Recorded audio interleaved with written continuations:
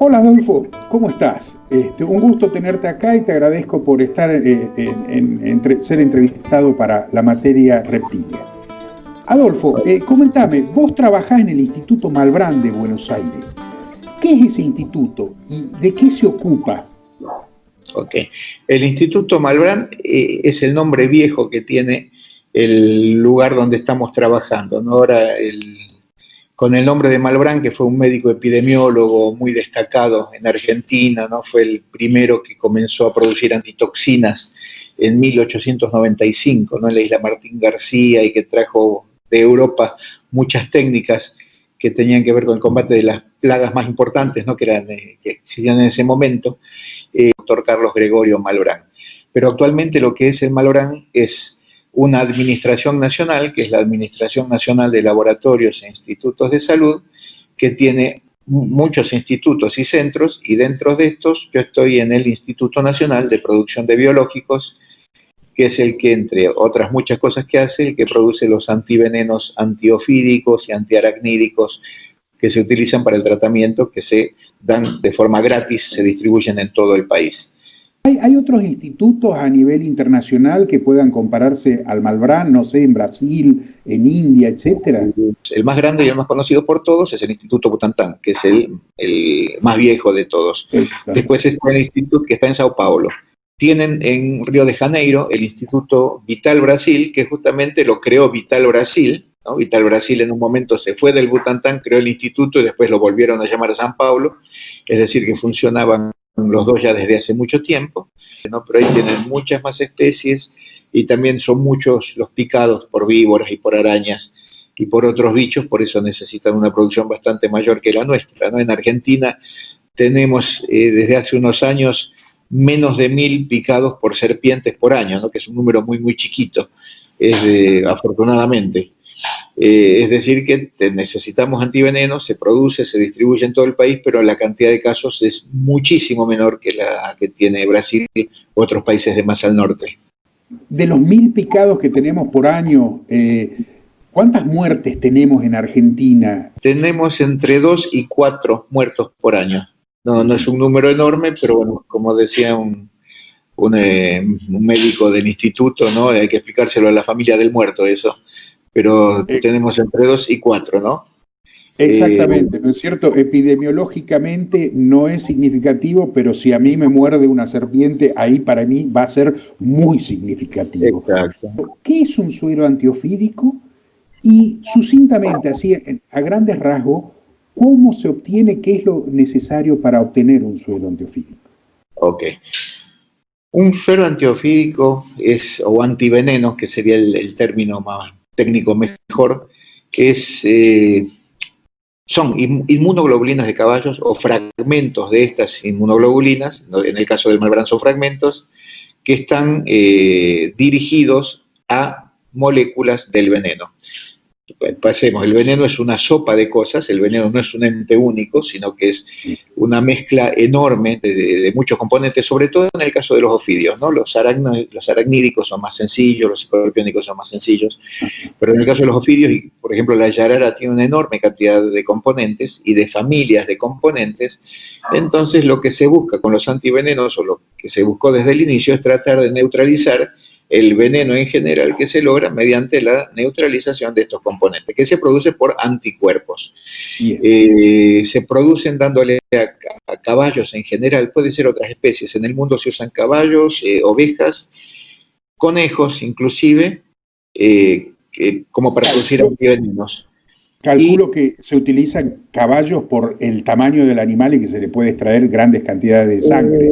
No solo por el tamaño y lo que vos decís, sino porque tienen una respuesta humoral excelente, muy grande, muy rápida, y porque son bichos fácilmente adaptables, se les enseña rápido, se acostumbran rápidos, pueden vivir mucho tiempo produciendo, son todas características que hacen que hasta el momento sea la mejor especie como para producir antiveneno. Entonces, estos bichos les da veneno en dosis pequeñas y generan una respuesta humoral, una respuesta a anticuerpos. Cuando su respuesta a anticuerpos es bien alta, se los sangra, no se los mata, pero se le saca un buen volumen de sangre, a esa sangre se le separa el plasma, es decir, la fase líquida de la sangre, y a ese plasma se le extraen los anticuerpos, que son las proteínas que nos interesan. Tras extraer esos anticuerpos, en el proceso de extracción, también hace que esa molécula de anticuerpo tiene un tratamiento, es termocoagulación, precipitación enzimática, termocoagulación y digestión péptica. Se lo trata con pepsina, con una enzima que corta o hidroliza parte de esa molécula, la que no nos sirve para neutralizar, la parte de la molécula que además tiene características de especies. Es decir, que con esa digestión que tenemos, el producto final es un fragmento que se llama FAB'2, que es lo que se va a pegar al veneno, y este fragmento hace que sea mucho más purificado el producto y que haya menos posibilidad de reacciones adversas, porque le estamos sacando la parte de la molécula de inmunoglobulina que puede generar una respuesta contra ella, y que también que activa otros sistemas efectores de la molécula que puede colaborar a que se produzca una reacción cuando estamos dando, porque en definitiva estamos dando intravenoso una proteína de caballo. Por eso el proceso de purificación tiene que ser muy bueno para disminuir esa cantidad de posibles accidentes que se podrían dar cuando se da endovenoso. Adolfo, ahí justamente me estás hablando de posibles reacciones adversas, ¿no es cierto?, al aplicar un antiveneno. Y generalmente la gente cree, bueno, entonces llevo el antiveneno, me muerde una serpiente en medio del campo y me pongo el antiveneno. Y quizás no sea así, porque puede haber reacciones adversas al antiveneno, ¿no es cierto? ¿Qué precauciones hay que tomar para administrar un antiveneno? ¿Y cuándo es aconsejable y cuándo no es aconsejable administrar el antiveneno? Empezamos por el final. Siempre que se produce una mordedura y en la mordedura hubo inoculación de veneno, ¿por qué aclaro esto? Porque hay mordeduras secas. A veces los bichos mueren y no inoculan veneno. Por eso es necesaria la evaluación del médico para ver si se inoculó veneno o no. Entonces, y esa evaluación es clínica, ¿no es cierto? O sea, es por síntomas. Exacto, clínica. Entonces, una vez que se sabe, hay que dar el antiveneno, no queda otra posibilidad, porque es el único tratamiento específico.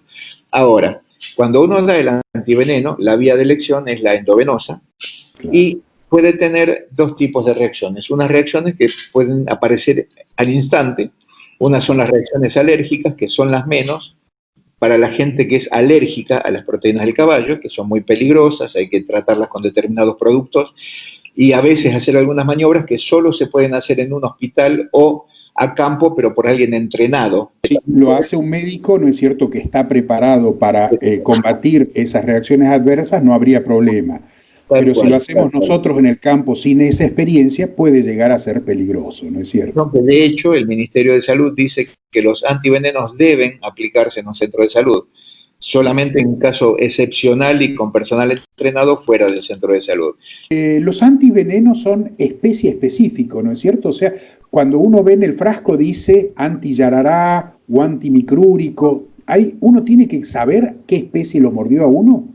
Sí, tiene que saber qué tipo de serpiente mordió. Por ejemplo, afortunadamente en Argentina, si muerde una yarará, los venenos antibotrópicos que tenemos cubren bastante bien contra todas las yararás que tenemos en Argentina, ¿no? Los venenos, como dije, son una bolsa de cosas, y dentro de esa bolsa tienen grupos principales de componentes tóxicos, hablando de los venenos botrópicos, que son 4 o 5 familias diferentes de componentes, las principales: metaloproteinasas, proteasas de serina, fosfolipasas, desintegrinas y otros más, que afortunadamente tienen una estructura bastante similar e inmunoquímicamente, cuando vos das un veneno, y si sabes qué venenos dar y cómo combinarlos, generas una respuesta muy buena que te va a neutralizar todos los venenos de yarará bastante bien en Argentina. Pero no hace nada contra un veneno de cascabel. Y así mismo, si vos inmunizás un caballo con veneno de cascabel, el antiveneno que obtenés no va a hacer absolutamente nada contra el veneno de yarará. Y lo mismo aplicado a las corales. El que se dio cuenta de eso hace mucho tiempo fue Vital Brasil, de la especificidad. Él dice, bueno, hay que usar veneno antibotrópico para las otras, veneno anticascabel contra la cascabel. Porque antes se pensaba que era todo lo mismo, Y el enorme aporte de Vital Brasil fue ese.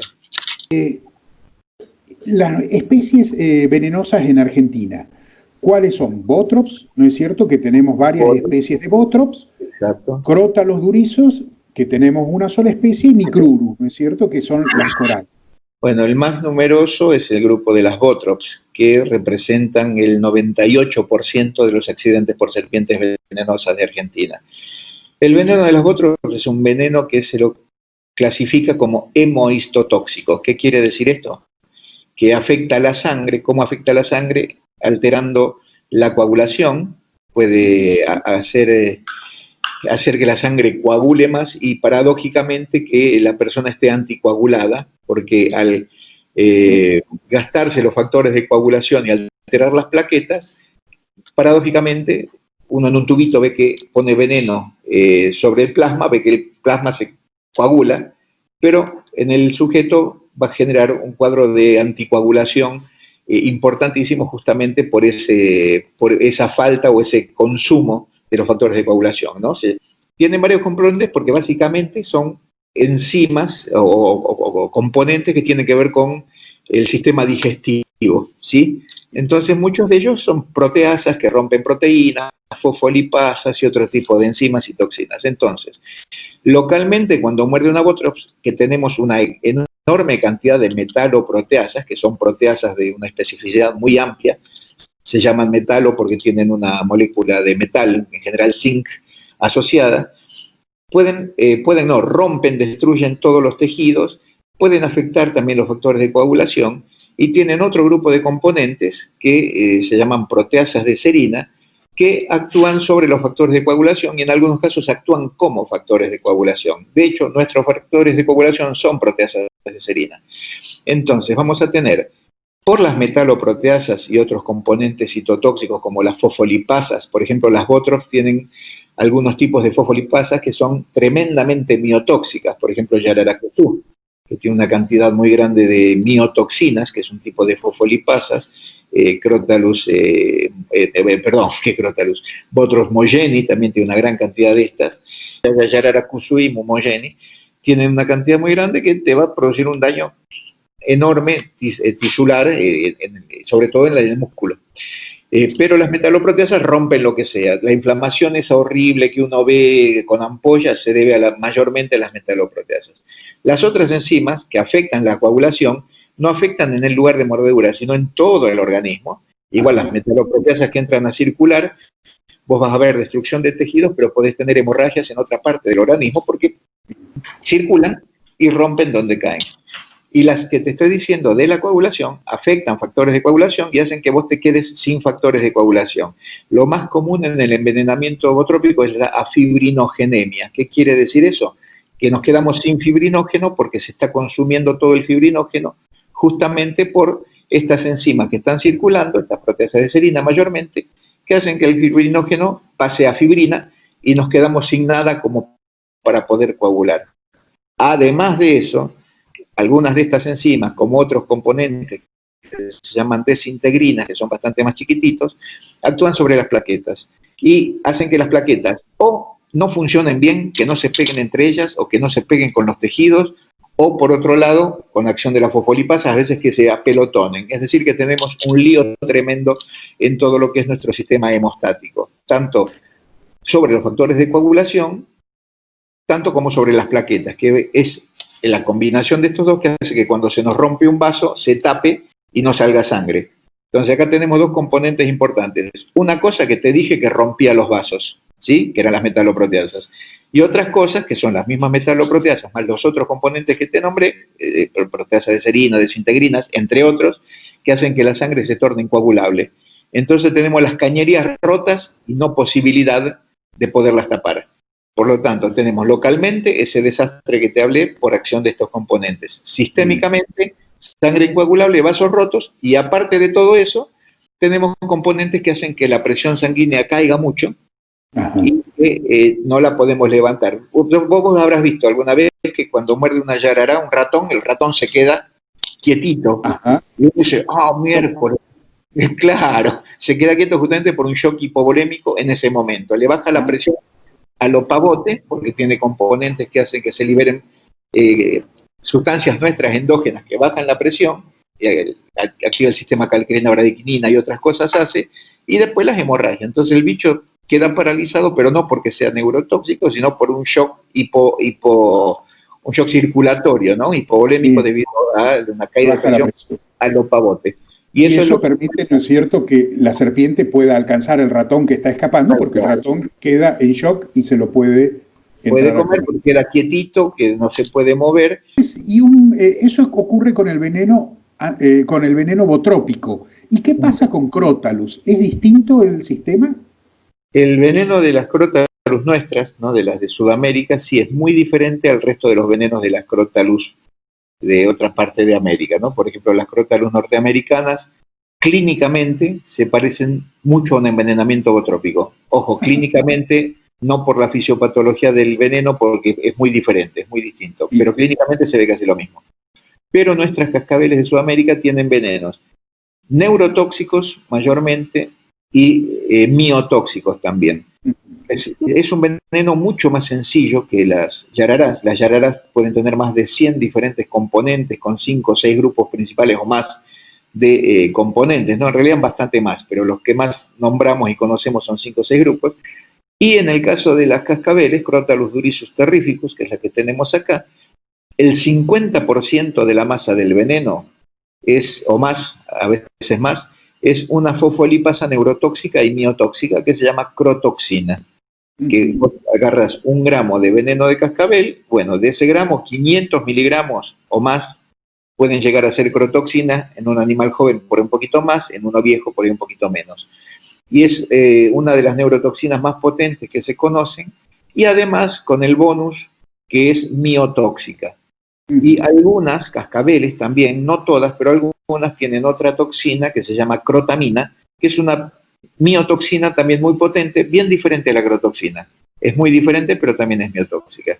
Entonces, cuando muerde una cascabel tenemos un cuadro neurotóxico que hace que se inhiba la liberación de neurotransmisores a nivel nicotínico, es decir, los nervios que llegan al músculo estriado, impide que se siga liberando acetilcolina porque destruye y bloquea y destruye la liberación de acetilcolina a ese nivel, es decir, que da una parálisis flácida, y además de eso produce una miotoxicidad, lesiona el músculo estriado, que para complicar la cosa ya el pobre tipo no va a estar con una parálisis muscular por este bloqueo presináptico que hace, ¿no?, el veneno o la crotoxina, sino que va a poder potencialmente tener una insuficiencia renal. ¿Por qué? Porque al lastimarse el músculo y liberarse del músculo la mioglobina es un pigmento, el pigmento que tiene el músculo, puede llegar a precipitarse en los riñones. ¿Cuándo se precipita la mioglobina? Cuando la orina se torna ácida. Y si nosotros tenemos una persona que no puede respirar, que está con insuficiencia respiratoria, para regular el organismo tiene 2 grandes elementos, que son los pulmones y los riñones. Entonces, si no puede eliminar por los pulmones naturalmente lo que está produciendo de hidrogeniones por su metabolismo, los elimina por riñones. Eso baja la acidez de la orina, el pH urinario, y se precipita la mioglobina generando una insuficiencia renal. Es decir, que tenemos algo neuromuscular que puede terminar en parálisis respiratoria si no hay un tratamiento rápido y adecuado, y por otro lado puede haber una insuficiencia renal y hay un equilibrio electrolítico muy grande, parte por la insuficiencia renal, parte por la acidosis que se produce por la acción del veneno. De ahí que es el envenenamiento por lejos el más complicado y el que mayor letalidad tiene, y por lo que hay que dar el antiveneno muy rápido acá, porque una vez que se fija la crotoxina, a la terminación presináptica, ya la utilidad del antiveneno es poca, porque se mete dentro de la célula y ya el antiveneno no se mete, o las moléculas de antiveneno no penetran. A diferencia de yarará, que da un poquito más de changüí, uno puede dar hasta las 6 horas, es un buen tiempo porque el veneno de yarará sigue dando vuelta y el antiveneno lo puede neutralizar todavía. En el caso de cascabel, cuando ya pasan unas horas, se da el antiveneno igual, por supuesto, pero su utilidad disminuye mucho, ¿no? Porque nuestra cascabel no produce ni inflamación, ni nada, ni dolor, ni ninguna de las cosas horribles que produce la yarará, sino que el mordido de cascabel siente el golpe de la mordida. Puede haber una muy ligera inflamación, porque podemos estar hablando de un bicho de más de 1,5 metros y de 3 kilos de peso, ¿no? O sea, algo traumático. Claro, algo traumático, pero no va a pasar ni remotamente lo que pasa con la yarara, que se infla, que hay pérdida de sangre, ampollas, no. Con la cascabel de Argentina y del sur de Brasil, eso no pasa. Simplemente la marquita de los dientes, la persona va a sentir hasta adormecida la zona, y después no se van a encontrar, claro, signos neurológicos, que lo primero que se da cuenta el mordido es que ve borroso, porque se le empiezan a afectar los músculos más chiquitos, que son los que nos permiten acomodar el cristalino. Y después empieza a hablar como borracho, que eso es importante saberlo, no es que la persona esté borracha. A veces pasó, lamentablemente, que algún picado, que en la atención no estaba al tanto, decía, vos estás borracho, vos no te picó una víbora, y al pobre tipo lo había invocado una cascabel. Entonces empieza a hablar como borracho, pierde expresividad facial, porque son los músculos pequeños, y eso va increyendo si no se aplica el tratamiento. ¿Y qué pasa con una coral? ¿Cómo sería que sería el tercer animal venenoso que tenemos por lo menos aquí en Argentina? Mira, por suerte, hablamos recién de cascabel, la cascabel no llega al 2% de los accidentes totales, y la coral, por suerte, anda por abajo del 0,5%. O sea, y es mucho menos frecuente, y hace muchísimos años que no tenemos muerte, afortunadamente, por mordedura de coral. Las corales es raro que muerdan, primero porque son bichos muy mansos, tímidos, huidizos, tratan de escaparse, muerden si es un accidente que uno lo pisa o lo agarra y que no se da cuenta que está, o cuando se ponen a jugar y a dar vuelta con el bicho, que en un momento se cansa y muerde. Pero también por su tipo de dentadura, bueno, que eso te lo habrán explicado brillantemente, proteroglifa, dientes muy pequeñitos, el bicho no puede abrir tanto la boca como un bipérido, no, la coral es un elápido, y son dientes muy pequeños, es decir, que tiene que morder y masticar, porque justamente al ser proteroglifa, los dientes son acanalados, se le escapa mucho veneno, y hasta vos ves, cuando muerde mastica un poquitito, por lo cual no es tan fácil que inocule todo ese veneno. Si mete el veneno, ahí estamos complicados, porque el veneno también es neurotóxico, pero a diferencia de la cascabel, en lugar de actuar a nivel presináptico, la crotoxina es una beta neurotoxina, actúa a nivel presináptico, los venenos de corales, de la mayoría, ojo, no de todas, son alfa neurotóxicos, es decir, que es una neurotoxina que se une al receptor de acetilcolina a nivel posináptico, también a nivel nicotínico, como la cascabel, y produce una parálisis flácida, igual que la cascabel, pero por un mecanismo totalmente diferente, porque en lugar de impedir la liberación de acetilcolina, bloquea el receptor de acetilcolina. Ojo, eso con la mayoría de nuestras corales. Hay una sola, que es Micrurus coralinus, que está en Misiones, que tiene de las dos, tiene alfa y beta neurotoxinas. Pero la mayoría de los corales tienen solamente alfa, en Argentina, ojo, en Argentina, y actúan a este nivel presináptico, por lo cual también, otra vez, hay que dar el antiveneno bastante rápido para tratar de que no se fije. Y en el caso de las corales tenemos un bonus, que es que también, independientemente del tratamiento con el antiveneno específico, se puede ayudar con algún tratamiento médico por el sitio de unión de estas moléculas de toxinas a la unión neuromuscular, ¿no? Que es un tratamiento que el médico ducho lo conoce, que es con un inhibidor de acetilcolinesterasa, porque inhibe el mecanismo normal de hidrólisis de la acetilcolina en biofase, con otra droga como la atropina para evitar el efecto muscarínico del inhibidor de la acetilcolinesterasa. Suena raro, pero no es tan raro, y funciona a veces bastante bien. Ojo, no reemplazando al antiveneno. Si hay antiveneno hay que dar antiveneno, pero a veces si se necesita un poco de ayuda, eso puede servir lo mismo que un respirador, ¿no? Poner a la persona en respirador como un envenenamiento por cobra, por ejemplo. ¿Nuestros médicos están preparados? O sea, vos hablaste recién de un médico ducho, o sea, un médico que sabe al respecto de envenenamiento, pero en general, en la Facultad de Medicina, un médico normal ¿está preparado para lidiar con un envenenamiento ofídico?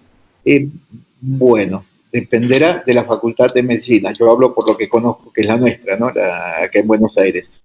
Acá los alumnos tienen una materia que es toxicología, y tienen destinado a la parte de venenosos, no sé si pasa lo mismo en todas las facultades, por cursada un seminario, un práctico y un teórico, es decir que es bastante.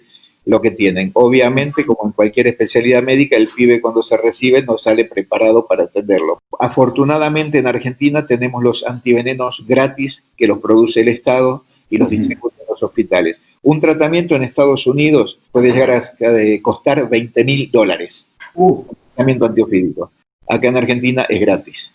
Me acabas de contar todo lo malo que nos hace un envenenamiento ofídico, dependiendo de qué víbora.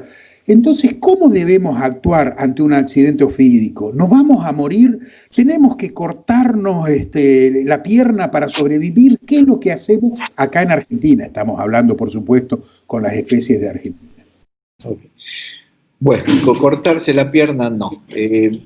Quedarse tranquilo, quedarse quieto, sentarse o recostarse. Si la mordedura fue en una pierna, eso es muy probable, ¿no? En el caso de yarará y cascabel, cerca del 80% de las mordeduras son de la rodilla hacia abajo, casi siempre. Un 20% de la mano hacia el codo y el resto se reparte por el cuerpo.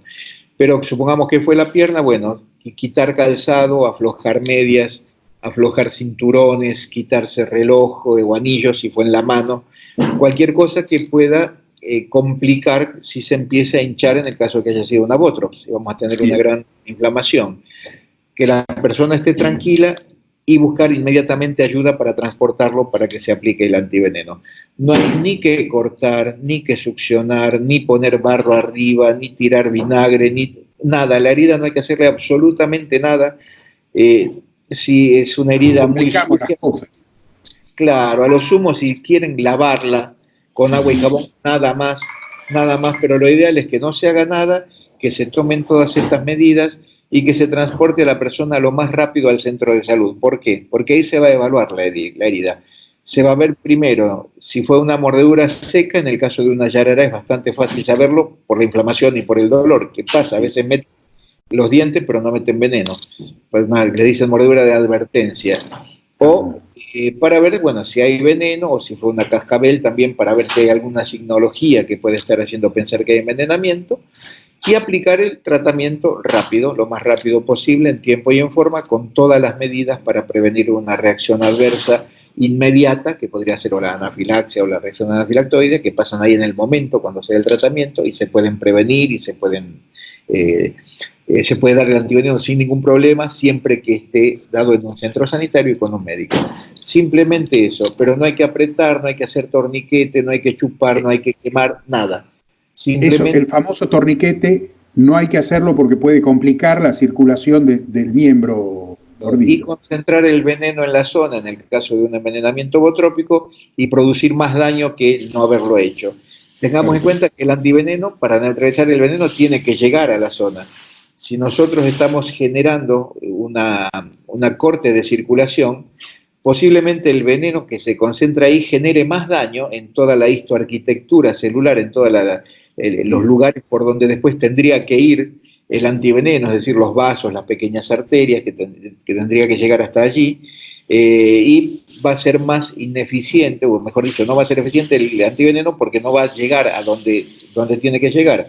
Y ustedes pueden decir, o alguien puede decir, bueno, lo damos localmente. No, el antiveneno aplicado local no tiene buena efectividad. Hay que darlo vía endovenosa para que se distribuya bien, perfunda por todos los tejidos, cosa que cuando metemos un torniquete estamos complicando muchísimo esa distribución del antiveneno. Por eso, no torniquete, no cortes, no chupar.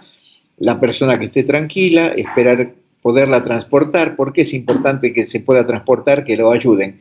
Porque si no, si la persona va sola o quiere correr o se quiere mover, con ese movimiento muscular va a hacer que el veneno se distribuya más. Entonces, que se quede tranquilito, se lo transporta, se da el tratamiento, nada más. Y con respecto al antiveneno, ¿se pone en función del peso de la persona? ¿A un gordo se le pone más? ¿A un niño se le pone menos? ¿O no, de qué depende? La dosis es igual para un chiquito de 10 kilos que para una persona de 100 kilos. Es exactamente la misma. De hecho, hasta el tratamiento en los niños tendría que ser un poquito más agresivo. La pierna de un chiquito no es lo mismo que la pierna de un señor de 100 kilos. Es decir, que la misma cantidad de veneno proporcionalmente va a hacer muchísimo más daño en la pierna de un nenito que el de un adulto. y supongamos un veneno neurotóxico que se tiene que fijar a las terminales nerviosas. Volvemos al ejemplo del nenito. Un nenito de 10 kilos tiene más o menos 700 mililitros de sangre. Una persona de 100 kilos tiene unos 7 litros de sangre. Es decir, que la misma dosis de veneno, porque el bicho hasta ahora no está demostrado que calcule la dosis por tamaño, que cuando muerde, muerde y Dios sabe y ella solamente lo que metieron, supongamos a la misma dosis de veneno, ese veneno se va a distribuir muchísimo más rápido en un nenito de 10 kilos. ¿Por qué? Porque son 700 mililitros de sangre y un volumen extracelular de líquido mucho más chico que el del señor de 100 kilos que tiene 7 litros de sangre. Es lo mismo, trasladémoslo al campo veterinario, ¿no? Yo no soy médico, pero sí soy veterinario. Si yo tuviera que tratar a un ovejero alemán, y tengo la misma víbora que muerde un ovejero alemán, y a un Jack Russell Terrier, sería mucho más drástico con el Jack Russell, porque hay mucha diferencia de tamaño y el veneno seguramente va a ser más destrozos. En el Jack Russell, con el ovejero, voy a tener un poco más de tiempo para manejarla. Bueno, Adolfo, te agradezco muchísimo por esta clase que nos acabas de dar sobre venenos. Sé que ahora en Buenos Aires, en el próximo septiembre, puede ser que va a haber un congreso de toxinología. ¿Podrías primero explicarnos cuál es la diferencia entre toxicología y toxinología? La toxinología estudia las toxinas, que son las toxinas, son componentes producidos por entes vivos, animales, bacterias, hongos, vegetales, que pueden actuar como un compuesto tóxico cuando son ingeridos o cuando son inoculados en otro organismo, ¿no? Se habla de compuestos xenobióticos externos que pueden producir alterar algún sistema, tanto sea o por destruir los sistemas directamente, como ya estuvimos hablando, o por interferir algún sistema metabólico. La toxicología trata sobre todos los tóxicos, cianuro, ácido sulfúrico, cualquier cosa que pueda ser tóxica. Y acá lo que decía el padre de la toxicología, ¿no? Dosis sola facit venenum, Paracelso, en latín, decía, si bien era alemán, lo decía en latín, en alemán también, dice, la toxicidad la hace la dosis. Dice, la frase entera es, nada es veneno, todo es veneno. La toxicidad la hace la dosis. La toxicología trata de todo eso. La toxinología solamente de aquellos que producen seres vivos. Y ahora sí hago la libre asociación con el Congreso. La Sociedad Internacional de Toxinología es una sociedad que a los argentinos nos tiene que pegar mucho. ¿Sabes por qué? Porque el famoso para los herpetólogos Jorge Washington Ábalos fue uno de sus fundadores. El santiagueño. Y otro de sus socios fundadores fue nada menos que Alberto Husey. Alberto Husey fue el primer jefe de producción de sueros de lo que es el Instituto Malbrán, donde yo estoy trabajando ahora. Cuando era jovencito, él era médico y farmacéutico. Y fue un enamorado de las víboras y de los venenos, ¿no? Hasta hizo un librito de divulgación que lo pagó él con su dinero para darle a la gente que llevaba víboras. Adoptó el sistema de Vital Brasil para dar suero a cambio de víboras, fue amigo de Vital Brasil, y él le decía a sus amigos que de no haberse dedicado a la endocrinología, que es lo que le dio el premio Nobel, se hubiera dedicado a los venenos. De hecho, tiene papers publicados con venenos y antivenenos, del orgullo de que dos de los socios fundadores eran argentinos, y un viborero como don Jorge Washington y un premio Nobel como Alberto Husey. Realmente excelente, Adolfo. Bueno, no me queda más que agradecer esta maravillosa entrevista, agradecerte que hayas participado en esta materia reptilia y quedamos en vernos en cualquier otro momento. Chau, Adolfo. Chao, muchísimas gracias.